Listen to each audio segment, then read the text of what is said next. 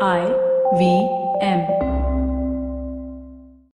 There is a call running through the United States of America to defund the police. The slogan might be controversial, but the grievances and the arguments are actually quite sound. Here in India, we never fail to miss the call, reform the police. We have an understaffed, overworked police with large deficits in training, capacity, and expertise. We have a broken system at all levels, and we see the effects of this manifesting everywhere. Law-abiding citizens should not be afraid of the police, but they often are. The lathi is an instrument which can only be used in one way, no matter what a situation calls for. We have talked about judicial reform from the local level to the highest levels on the Pragati Podcast, but how does one even begin to think about police reforms? Ameya Naik joins me today to start and frame that conversation on Pragati. And hey, in case you're tuning in for the first time or after a few weeks, the Pragati Podcast has been experimenting with rich interactive episodes that go beyond the audio and the conversation. You can check out related links as we discuss specific ideas on the show. You can take polls while listening, and you can also do all of this after you're done listening. And if you have been tuning into our interactive episodes for the last few weeks, tell us what you think. You can key in a response to the poll below, and also please ping me on Twitter or on email for longer feedback. I cannot wait to hear more from you. Tune into this episode from your browser at tinyurl.com/pragati146 or via the IVM Android app or the Adori iOS app for the full experience.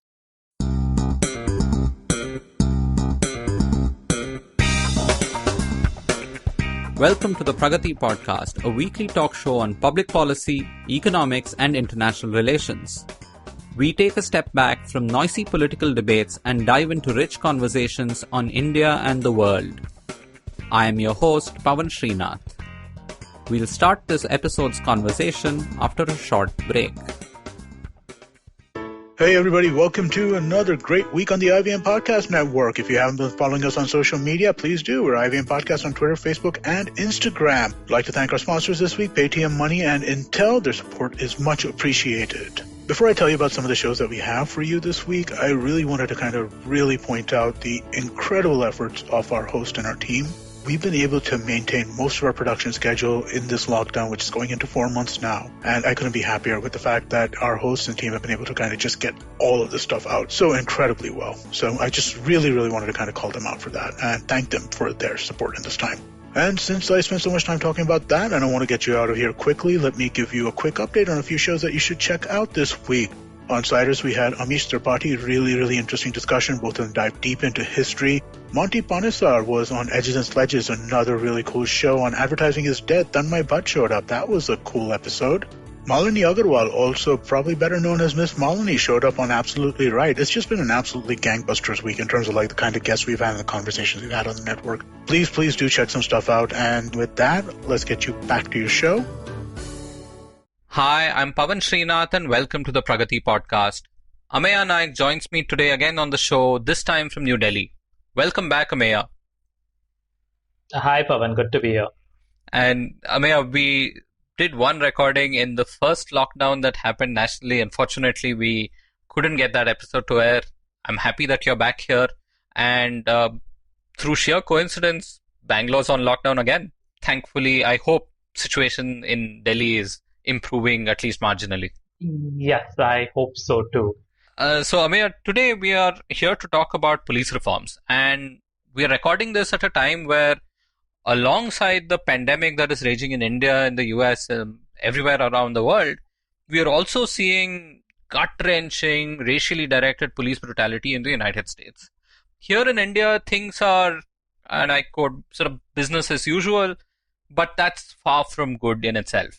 Right? So my first question to you is, when I see these videos from the United States, one of the things that strikes me is the amount of military hardware that's on display. Do you think some of the police brutality is also informed by the availability of this kind of hardware? Does that influence the way the police operate while dealing with, say, peaceful protesters and crowds that are gathering? I do. I don't want to say that it's mechanically determined or that just the fact that you have weapons means that you will use them. But in the US context, can I read out a headline that I've been astounded by for a couple of months now? Please. So to be clear, this is from a 2014 article, but even so, the headline says the Los Angeles School Police Department, which serves the country's second largest school system, will return 3 grenade launchers, but intends to keep 61 rifles and a mine-resistant, ambush-protected armor vehicle that it received from the military. Wow. Schools police, right? There is clearly an excess of military hardware that has been channeled into the US police system. And to some degree, you might expect to see people who are engaging in crowd control to be wearing, let's say, riot gear or like have, helmets and riot shields and things like that. I do think that the kind of equipment that they are carrying makes them more predisposed to use force against protesters. And can I extend this further beyond just the gear that they have? How much does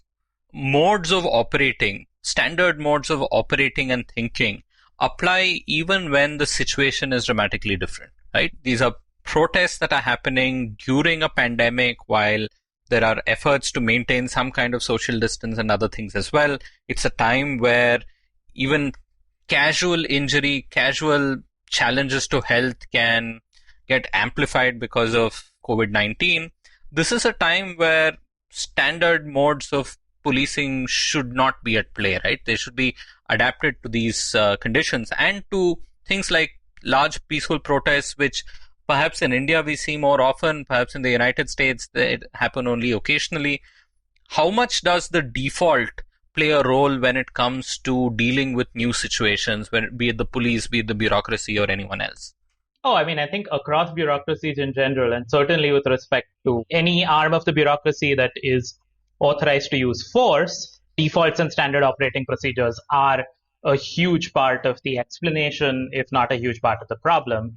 I think it's even more pronounced in the current instance in the US because, you didn't say it, but the reason for these protests is in the first place an egregious example of police brutality, right? And so leave aside all questions of who is right and who is wrong and what is an ethical use of force, etc. You are seeing large-scale protests against the use of excessive force by police. Purely as a matter of strategy, you would think that police forces would not use what would be construed as excessive force. You would think that they would not present themselves in ways that suggest that they are equipped and ready and perhaps even eager to use force. And the opposite is what we see. And so, yes, absolutely, the default modes of operating, whether that's crowd control, whether that's use of tear gas, rubber bullets, other forms of efforts to disperse crowds, etc., or whether that's actually use of physical force against protesters, it's very hard to find an explanation other than that this is what has been trained and hard-coded into police behavior in that context. And I should say that's not a particularly US phenomenon, right? You're familiar with what's called Maslow's law or the law of instruments, right? Maslow's law is when the only tool in your hand is a hammer, everything looks like a nail. Right. We could say of police in India, when the only tool in your hand is a lathi, everybody looks like a lawbreaker or a rowdy, if I have to use the Bangalore word. Absolutely. And this can be people standing in line waiting for rations during a lockdown. It can be any circumstance. But if the lathi is the only instrument that is there in your hand, or even instrument feels wrong, it's a weapon, then that will in part at least drive behavior, or if nothing else, it would have driven procedure, which will then drive behavior. Yeah, large part of police procedure, and this is not unreasonable in itself, but a large part of police procedure is around when you can or cannot use force. But unfortunately, the default that we see certainly every day on the street in many parts of India is that the default is that you use the lathi first and you talk, if at all, second. I don't want to say that the default in the US is that you use force first and talk second. But the more I read about not just equipment, but doctrine and training, the more I suspect that that is the case. Let's talk from first principles then, right? I mean, be it the United States or be it India, I think the current remedies might be different. The current solutions that might be needed might be different. So we'll come to reforms in a bit. But how do we think of the role of police in a liberal democratic state? A good question. I suspect that most of us have a pretty similar answer in mind, right? Which is that, look, political science theory, the state is the entity that claims the legitimate right to use force within its territory. So the police are that arm of the state who actually are delegated this right or this power. They are given the ability to use force or to coerce other citizens on behalf of the state. So they can only do so in a context where they are performing the duties and the mandates that are laid on the state. What are those duties and mandates? Broadly speaking, they are to protect and uphold the rights of all citizens. Right? So the role of police in a liberal state is to mediate between citizens. It's to protect them from such other residents of that country as may want to subject them to violence, so violence to person or violence to property. It's to aid them in the case that they have actually been the subjects of a crime. And so a large part of policing is actually to investigate crimes and then turn them over to the judicial system to prosecute. I mean, the default motto of a police force is to serve and protect, right? And that's not a bad summation of what a police force in a liberal state is supposed to do. It's supposed to serve people by ensuring that the rule of law is maintained. It's supposed to protect them from anyone who wants to use violence privately in violation of the rule of law against them. Here, it's when we are saying that you want to uphold the rule of law and the role of the police is to do that, we are talking about efforts at prevention, where if there is, the monopoly over violence is taken away, you want to be able to prevent it, you want to be able to deter it, and in cases where something happens, you prosecute and you use the law and you punish those who violate the law, right? And the intent of that punishment is just purely punitive, in part as a deterrent for others who might break the law. Yeah. This is classic sort of game theory as applied to public order or crime, right? That you either raise the costs of committing a crime because there is good policing and good security. And so the amount of effort that somebody would have to put in to actually be able to commit a crime is quite high. And you raise the costs in case they are caught. It's a high effort, high risk endeavor. The odds are that you will not succeed. The odds are that you will be caught and face quite a stringent punishment. So most people will rationally say, I think I will not do anything that is against the law.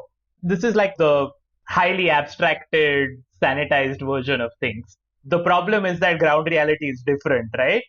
Absolutely. So, Ameya, if this is the broad and, as you say, sanitized role of the police in a modern liberal democratic state, of course, the reality is far from the ideal. We have a case where instead of ensuring that there is monopoly over violence, there is abuse of that monopoly over violence, right? Just recently in Tamil Nadu, we had a father and son who were tortured to death over the worst of reasons, and no matter what the reason, torture is not okay and does not make sense if we are talking about it in a modern liberal democratic state. So how do we reconcile this difference? And when we think about something as grotesque as torture, how do we even reconcile it? Yeah, as I said, ground reality is completely different, right? I honestly don't know how you reconcile the two. I really don't. If you'll permit me a mini rant, right? Look, there are fields of the law where there is such a thing as a justification or an extenuating circumstance, right? So, for instance, the law as it pertains to homicide or murder in India recognizes that there can be different degrees of homicide or different degrees of murder, right? You can actually say, I acted in hot blood, and this might be considered an extenuating circumstance, right? You can say, I acted in self-defense, and that's almost certainly an extenuating circumstance. It could even be decided that you are not guilty, even if you actually killed someone else, if the reason for doing so was a pressing case of self-defense or protecting someone else. The law on torture recognizes no exception and no extenuating circumstance whatsoever. It is crystal clear. There is no circumstance whatsoever under which torture can be countenanced or permitted. The classic example that people like to use is this ticking time bomb analogy, right? That like there is a terrorist who is in police custody and they have planted a bomb somewhere in the city, and if the bomb is not found and defused, then many people will die. And people try to use this as like setting up a question of like, is torture possible in that case? And it's just not the kind of dilemma or the kind of gotcha that people think it is. Like, as a lawyer, no, the law is crystal clear. You cannot torture under any circumstances whatsoever. You cannot torture in that so-called ticking time bomb scenario even, right? You can do other things. You could do a hostage swap. You could offer that person something, etc. But you cannot torture, right? So I just want to reinforce the point that there is really no circumstance under which the existing order of either Indian law or international law, because there is in fact an international convention against torture and other forms of cruel, inhuman or degrading punishment. It's very hard to reconcile, Pavan. There is simply no provision to use force in this way. And I agree with you, Ameya. I mean, I don't see justification, but then the other thing, like the ticking time bomb analogy that gets used, is that but torture can work sometimes, that because it has utility, even though it might be considered unconscionable, because it works, people are willing to look the other way when it happens. So two answers, yeah. One, look to the US Senate Intelligence Committee report on the use of torture in the aftermath of the September 11th attacks. So this was the fact that the CIA used torture against suspected terrorists both in Guantanamo Bay and in other so-called black site prisons around the world. You might have heard of Abu Ghraib, for instance. The Senate Intelligence Committee of the US Congress looked at this and in so many words said, it is not effective. The kind of intelligence that is derived from this is in fact not reliable. We cannot place any reliance on information that was gained through torture. The amount of effort that has to go into verifying whether that information is genuinely true or not is pretty much the same as goes into verifying information that was obtained without torture. So it's not adding anything. So for people who argue that it works, there's reasonably good evidence to suggest it does not. It's a political systems point, right?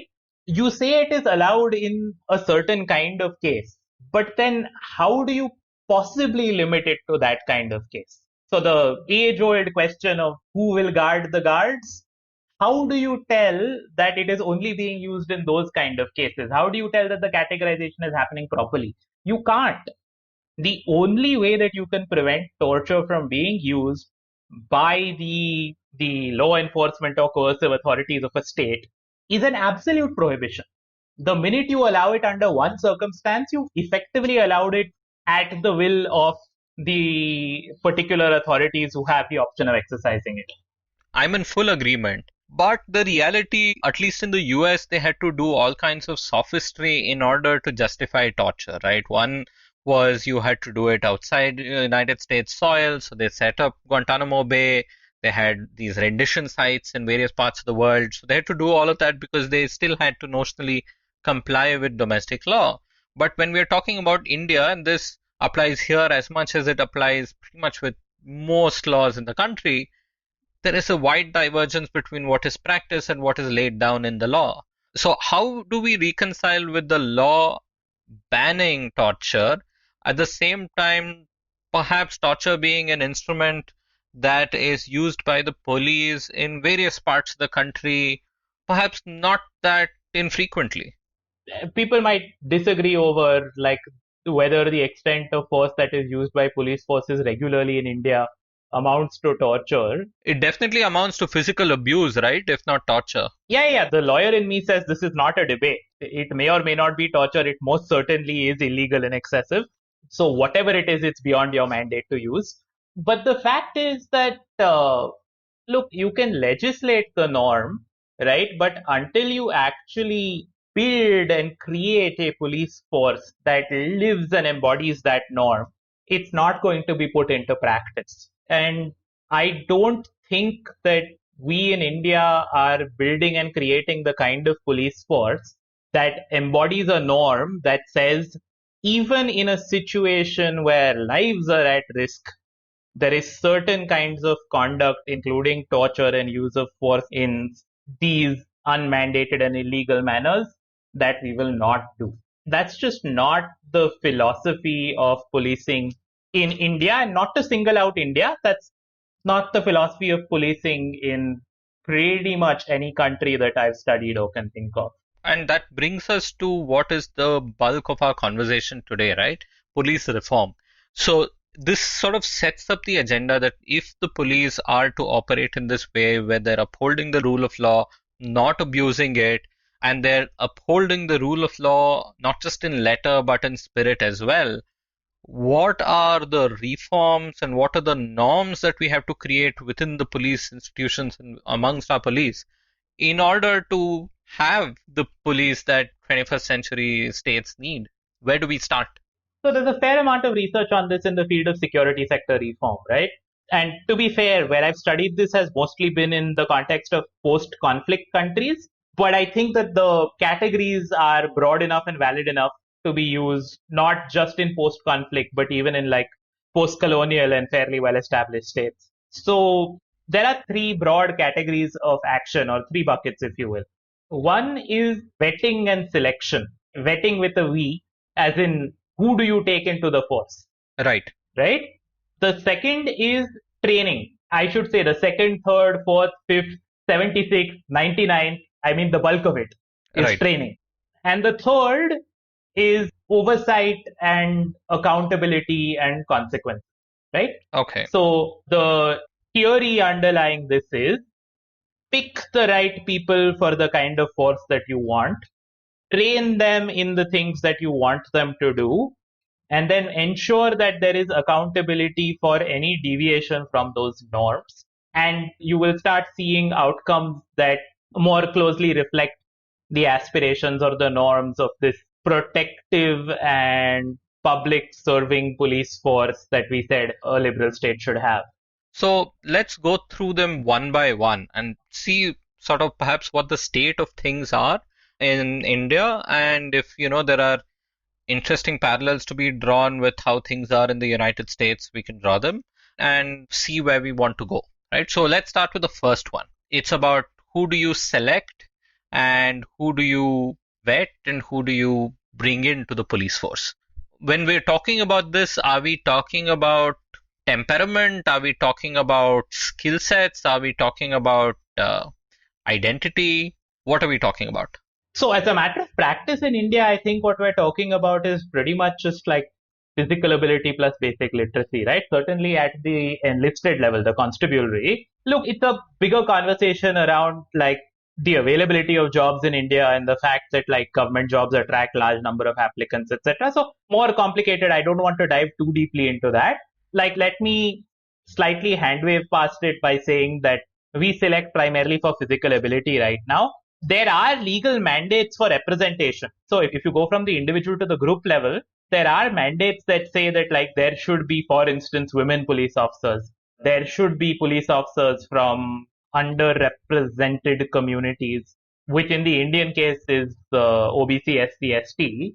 We need a police force that is reasonably representative of Indian society, right? And that's at the macro and at the micro.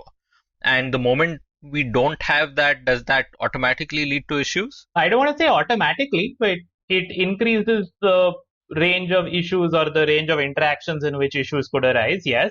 So there are reservations in police employment, right? Like there are actually quotas that states are expected to meet when they staff up their police force. By the way, worth noting that police is basically a state government subject in India. It's possibly the preeminent state government subject in India. Yeah, and I'm going to ask you a few more questions on that when we're talking about accountability and consequences and so on, right? But when it comes to selection now, so each state also decides selection criteria? No, the reservation norms are pretty much pan-India, right? This flows from Supreme Court judgments. The composition of the force and the quotas in it are reasonably set. Of course, the specific minority groups that may have to be included as a matter of reservation can vary from state to state, but the formula in general is countrywide. Like recent studies like the India Justice Report suggest that almost no state has met even 80% of their quotas, right? I think that the 2017 data that they have says that only 2 states in India had met 80% of their quotas for selection of reserved staff in the constabulary. I'm not sure about the officer class. So yeah, we have a representation problem. So we have a number problem as well as we have a representation problem, right? And I think we had the Sachar committee in 2004 that was set up looked at how this was a problem even with religion, right? When we look at Muslims especially, they're underrepresented in various fields, including in the police. I would think that would have a bearing on policing and sort of communal tensions and religious tensions that spring up time and again in the country. Yeah, I agree. I am reasonably sure that Muslims are underrepresented in the police force, and I'm reasonably sure that this affects the ability of the police to function effectively in situations where there are religious tensions in play. Thanks, Ameya. Let's take a quick break and come back to talk about representation in the police force in the United States, and then on to training and accountability in the larger police reform agenda. And hey folks, in case you've been listening in to this episode while busy doing other things, here's a little reminder that you can listen to the episode on your browser at tinyurl.com/pragati146. If you already are, just open up your browser's IVM or Adori apps to check out what links and images we had shared earlier. There are also some upcoming poll questions in the second half. Just know that you can take the polls and check out the links either while listening, or once you're done listening to the full episode, you can check back in and take those polls later. I also want to thank the Takshashila Institution and the Independent Public Spirited Media Foundation, IPSMF, for making the Pragati podcast possible. नमस्ते, मैं हूँ सौरभ चंद्रा और मैं प्रणय कोटस्थाने। जब महफिल खत्म होते होते दरवाजे के बाहर पुलिया के ऊपर हम दुनिया भर की जटिल समस्याओं को सॉल्व करने में लग जाते हैं तो हो जाती है Puliyabaazi.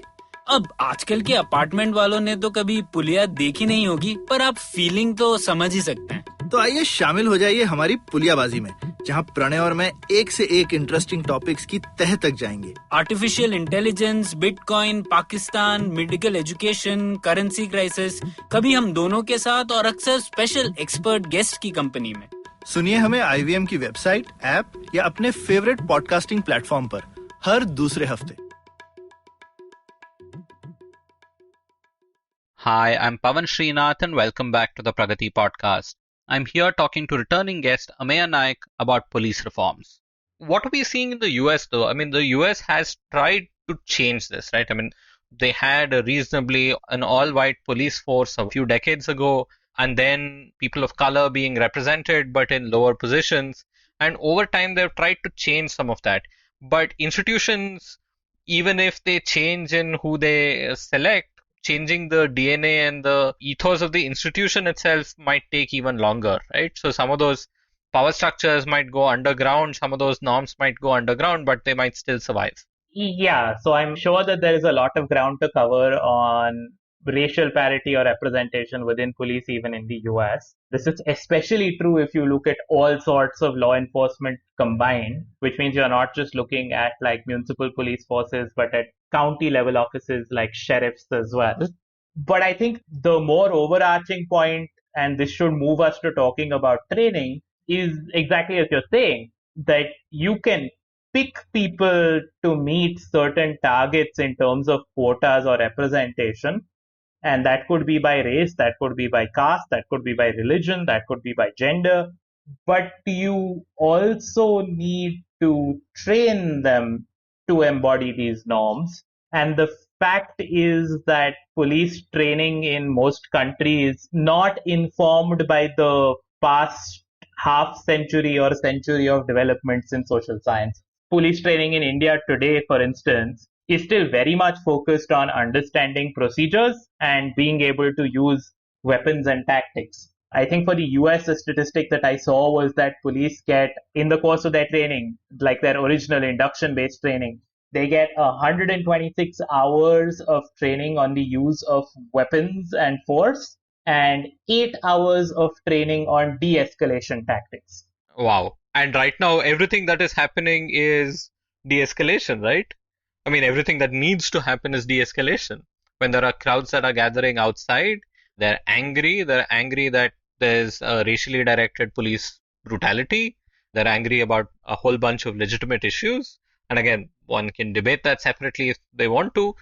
But the job of the police in that situation, after brutality has happened, is to ensure that there's some rule of law, some peace, some order that is maintained without any excesses on any kind. Yeah, and so you could do that in like the classic, almost colonial crowd control way, right? Not almost, the colonial crowd control way, right? Which is you attack people, you split them up, you corral them off, you arrest some, you use force to get rid of others.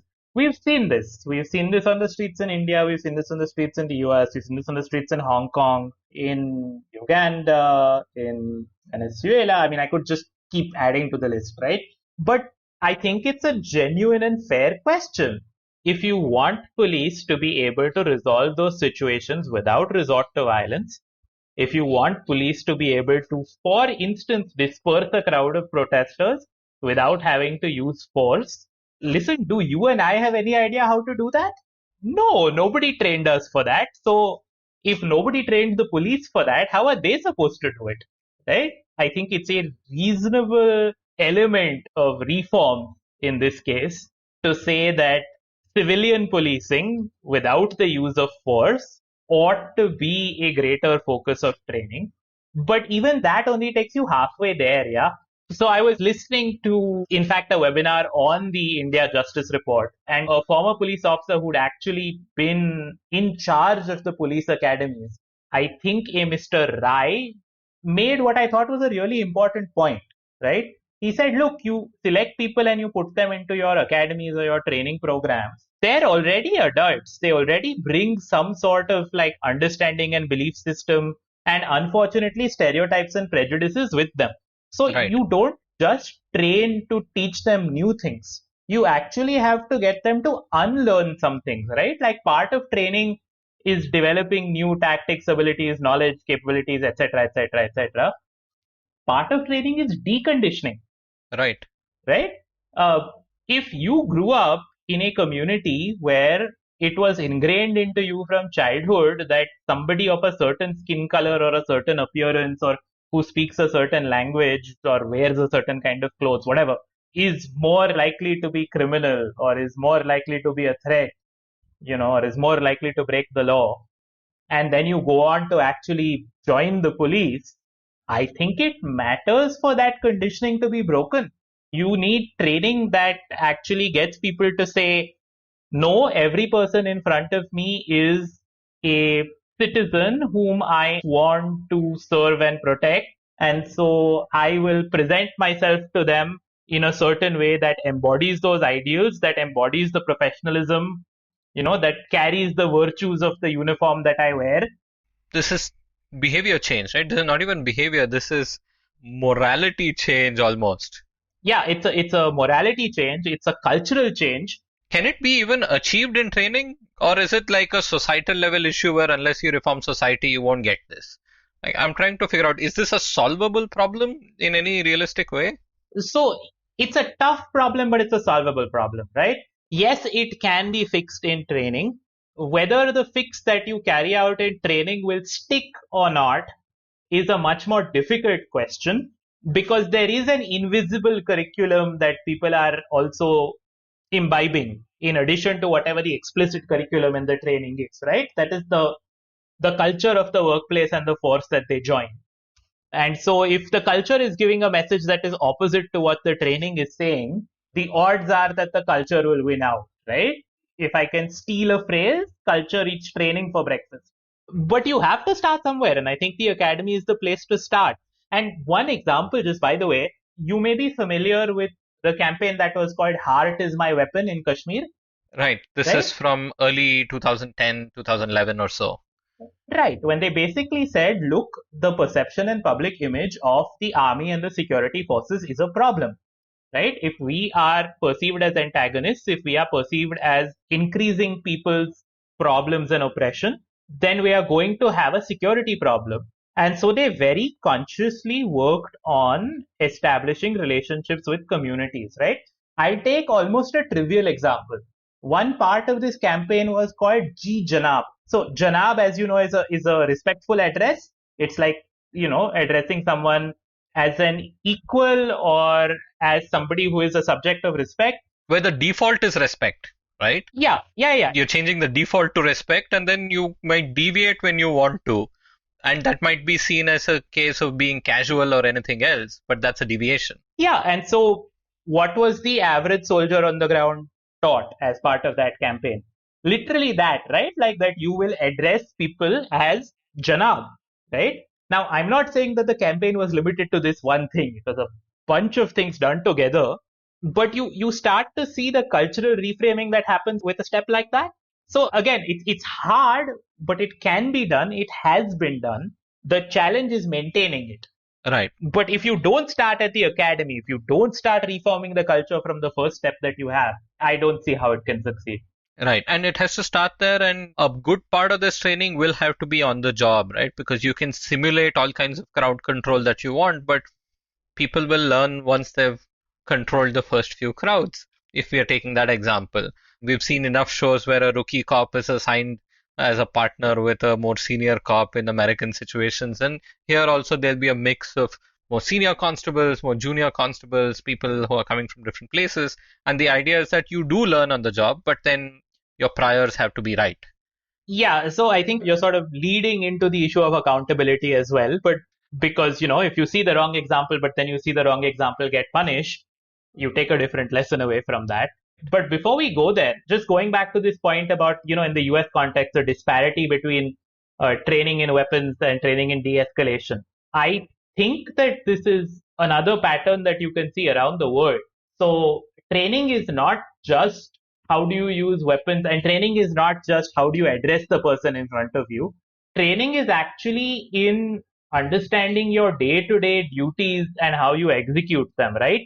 And so, for instance, I don't know how much the focus of training in police academy in India is around things like community policing and community relationship building, right? Right. So if you live in a rich community in one of India's big cities, maybe you have experienced what cooperative community policing is, right? But the vast majority of Indians have not.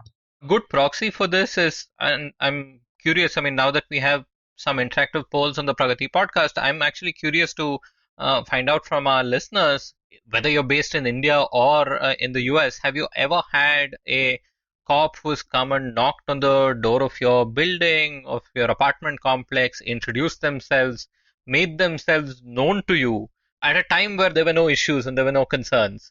And I think just that act can have a huge bearing on what your equation is with your local police when something goes horribly awry, right? No, that's community policing 101. Literally, introduce yourself to the community. So, yes, can I ask another poll question related to this? Please. How many of us know what our local police station is? That's a good question. Because the jurisdiction of our police stations is fundamentally different from our municipal wards, is fundamentally different from our electricity supply companies, our water supply companies, and everything else. And at least with electricity and water and other things, we do have to pay a bill at the end of the month. Even for one day, if the service doesn't exist, we have to know. And I guess at least those of us, the selection bias that is introduced by people who can listen to podcasts, I think many of us might not quite know, right? And I'm guessing that's very different if you're living in a different socioeconomic strata as from people who are listening into this show, right? I mean, if you're living in an urban poor community in any large city, you know who the cops who are in charge of your area are. You better know, right? Look, the only reason that I came to know what police station covered my area was sadly that I had to go and take an application for a death certificate for somebody in my family from there, right? I mean, literally, I think passport verification and death certificate are the two circumstances in which I would interact with police station for my area if I could help it. You're right. I don't think it's a bad thing for people to not have to go to the police station often, but I do think it's a bad thing for them to not know who their local police are. And I think that community policing methods are targeted at solving exactly that, at building a relationship with the community. And by the way, not that I have a scientific sort of study of this, but in as much as I've been looking at news from India during the lockdown, the positive stories are coming from places that tended to have pre-existing relationships between the communities and the police. Right. And usually that means that the community or the area also enjoys a certain high degree of social capital. That can come because people are more well off, or it's a more homogeneous community. I don't know. There can be different reasons for that. And they enjoy a great amount of social capital with the police, right? So they're familiar. And I can see this difference even just living in different parts of Bangalore. You can see this, I think, whether you're a migrant or a native speaker, whichever city you are. And that does also lead me to another question that I want to ask people who are tuning in from our interactive players and apps, that do you feel comfortable walking up to a cop and asking them directions or a question, or if, say, there's a lockdown or something like that, questions on what should be the right way you should behave or the right thing you should do? And I think we will see very different comfort levels among different people, given what their area and their circumstances are. This is a deep study in itself, right? Let me just summarize by saying, if your answer to that question was yes, you would be comfortable, that's great. And that should be everybody's answer. That should be part of the ethos and the norm. That should be one of the focus of the training, one of the focus of the reforms, to create that sort of community level trust between police and the people that they serve. But if I can hop back to the question you'd asked earlier, right? You know, people join the force and they see something different being done from what maybe the training or the textbook might have said. And I think that's where the third aspect of reform comes in, right? That's where you need to look at accountability. So, Ameya, talk to us about accountability at the higher level and at the micro level as well, right? At the higher level, like you stated earlier, state governments are in charge of our police. We have state police forces, which is why even if you enter as an IPS officer and are selected, you are assigned to a state cadre, right? IPS is the other cadre apart from the IAS, where you are linked to a state. And Correct. The police become then the primary vehicle or exercise of power for state governments as well, right? They are what gives state powers a good amount of authority. So much so that when, say, federal relations break down a lot, that has an impact on a national leader visiting a certain state as well. And we've seen some micro instances of that even in the recent past. Yeah, in some ways, I hesitate to touch the question of IPS level and like high level leadership accountability. The accountability mechanisms, other than like sort of the default watchdog or ethical or professional accountability mechanisms in place, the accountability mechanisms at that level are actually meant to be about reporting to political leadership. And I think we've had reform discussions for quite a while on how you need to separate day-to-day operations of the police from the political establishment and have oversight from a slight distance, such that people who are enjoying political power are not above the law. Unfortunately, that has not been done anywhere, and I think that's a police reform issue that has been discussed for half a century now, if not longer, but we have not really moved much. And eventually I think we come to very bad situations where there's a nexus between the police, the politicians, and criminality, and we are seeing that play out time and again, including just recently. You've had Milan Vaishnav on this show before, right? So all I'm going to say is Milan has written and spoken very eloquently on the issues of criminalization in politics, including how this affects law enforcement. Right. I'm going to escape the question by saying people should read Milan's work. Certainly. So then we'll go to the micro, Ameya. To me, the Yeah. micro is, what is the accountability that somebody faces if an FIR is not filed? And the accountability is nothing, right? A lot of the time. Yeah, because what is the mechanism, right? So in this case, you would pretty much go to a newspaper or social media to seek accountability, if anything. But what is the formal mechanism within the police itself that actually says, look, there is a guideline. If you do not follow this guideline and that is reported, then you will face consequences. Or for that matter, there is a guideline on where you can or cannot use your lathi. And if this is not followed, then you will be reported and there will be consequences. So this is the genuinely tricky thing, right? This is where the sort of training we were talking about earlier, you can train people in de-escalation, you can train people in community policing methods and so on and so forth.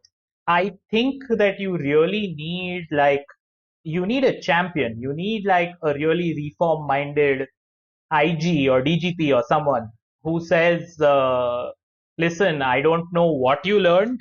I don't know what you've seen so far. But during my tenure in the area under my responsibility, we are going to ensure that these procedures and these norms are respected.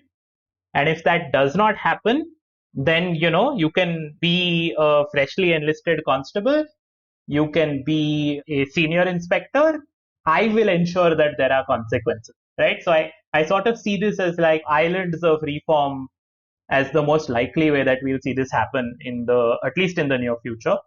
But then the hope is that that example can be built upon, right? Right. And that culture sort of is hopefully, at least in part, sticky, that it outlives a certain individual. Well, because we've seen the opposite, right? I mean, the case that you mentioned, the torture and then killing of Jairaj and Benix, right? Subsequent investigation has said that there was a culture of unlawful use of violence and of discrimination against people of lower castes or lower economic class out of that police station or out of that jurisdiction. Sadly, they come to our attention only in the most extreme of circumstances, but anytime you actually go to study it, you find that if there was an egregious use of violence, it's because there was daily use of violence underpinning it. So it really is down to, I think, senior officers in the force to say, I may not be able to change this at a political level. I may not be able to change this at a legislative level. I can change it for the area under my control. And I will make sure that the forces under my jurisdiction are known to be professional, are known to be civil, are known to be people who are approachable, and so on and so forth, right? And if somebody in my jurisdiction uses force in a way that they should not have, then, an administrative procedure and sanction is the bare minimum. Depending on the nature of the offense, I will see them prosecuted. And this is exactly what is also missing in the US, right? I mean, apart from training and selection issues, even when some of them were being fixed in part, there was repeated lack of accountability. Individuals in the police force who used excessive force, who gunned people down, who did egregious acts, got protection time and again and again. And if enough people think that they can get away with it and that informs the culture, then you are degrading institutions. In the US, this is a lot trickier possibly than in India because there is actually a legal doctrine called qualified immunity, which in effect says that unless a court somewhere has said that that specific act when performed by a policeman is illegal, it's very unlikely that a policeman will face consequences for doing something. So it's not just a department level reform there. It actually goes up to a legislative and a policy level. That said, it's the same thing. I think I've read about islands of reform. I've read about departments that have done this well, and I've read about departments, including Minneapolis in the most recent example, that were notorious for not doing this well. Ameya, thank you so much for giving us at least this preview, overview. I think we'll need multiple episodes to do justice to this topic, pun not intended. But thank you for giving us this preview of, okay, we should look at selection, we should look at training, we should look at oversight and accountability and work on reform in these three aspects, right? Just a couple of quick concluding questions from you. One, what do you think is not police reform?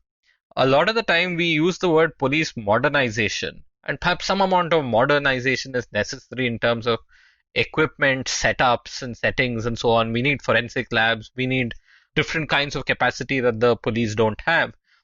But are there things that we talk of under police modernization that have no place in police reform?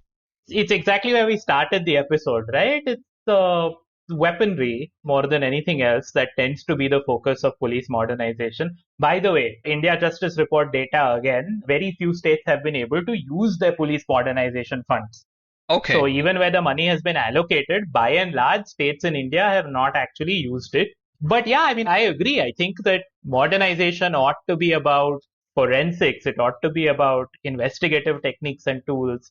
It ought to be about communications. In today's day and age, there's probably like an element of how do you understand and respond to cybercrime. It probably is not like, what is a modern lathi, yaar? Yeah. Do you want fiberglass instead of bamboo? Like, what is this about? Right? But we need modernized attitudes, right? We need modernized attitudes. We do need modernized equipment. I'm just saying that's equipment in terms of like communications and like capturing evidence and investigation. It's Right. not necessarily in terms of like the blunt end of the stick, right? Right. We also need, I should say, and I don't know that this fits within modernization per se, right? Like this is probably going into different aspect of personnel reforms. We actually really do need to revisit like salary structures and living conditions. We really should be improving the living conditions of especially the constabulary in India. We should be giving them reasonable pay. We should be giving them reasonable places to live. This is not a US-India parallel, right? Like the living conditions and the pay conditions of police in the US, if anything, tend to be, well, I don't want to say living conditions. The pay conditions and overtime and benefits, etc., if anything, tend to be very generous because there is a very strong unionization of police there. But if you've been to residential colonies for police in India, you know what I'm talking about. There is dire need for improvement.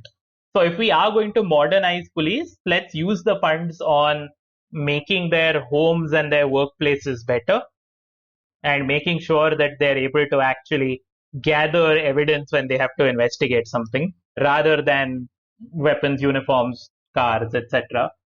Absolutely. And if we don't have a police force, not just at its highest level, but from the bottom up, who can be in the same broad economic class or category of people who they are policing, then you will inevitably give more reasons to abuse power, to collect rent, collect hafta, and become stationary bandits, right? As opposed to upholders of the rule of law. Yeah, the incentives will be slanted against you, for sure. Ameya, thank you so much for joining me again on the Pragati Podcast. As always, it's a pleasure. Thank you for unpacking police reform for us. Thanks, Pavan. Thanks for the opportunity. It's a topic that's obviously very pressing. And so, I hope that this conversation becomes one part of seeing a change happen. Thanks, Ameya. Thank you for staying with us till the end. If you have any questions or comments, do write in to podcast@thinkpragati.com. And hey, if you like the podcast and listen to us on iTunes or Apple Podcasts, please leave us a rating and a review. It'll mean a lot to us. The Pragati Podcast is available on the IVM Podcast app and pretty much every other podcast app and platform. We are there everywhere.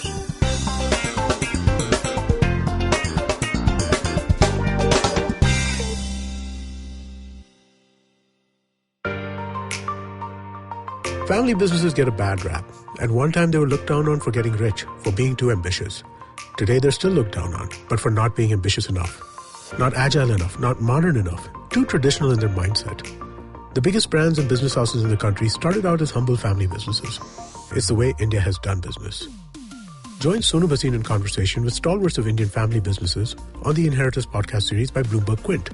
Discuss the highs and lows, the needs and pressure points of building a business legacy that spans generations.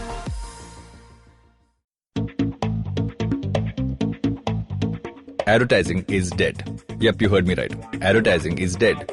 We're all in the content business now. Let's not call it news, TV, radio, etc., etc. It's all content, and we're in the middle of this weirdly exciting phase where all the borders and lines that have been drawn over decades has been swept away by this lovely thing called the internet. We're a show where we don't dwell on just the stuff that is now, but rather the wider stuff about advertising, media, content, and the whole goddamn circus surrounding it. Tune in every Tuesday for our weekly unboxing of the mystery box we used to call advertising. I'm Varun Dugirala, co-founder and content chief at The Glitch, and this is my new podcast, Advertising is Dead.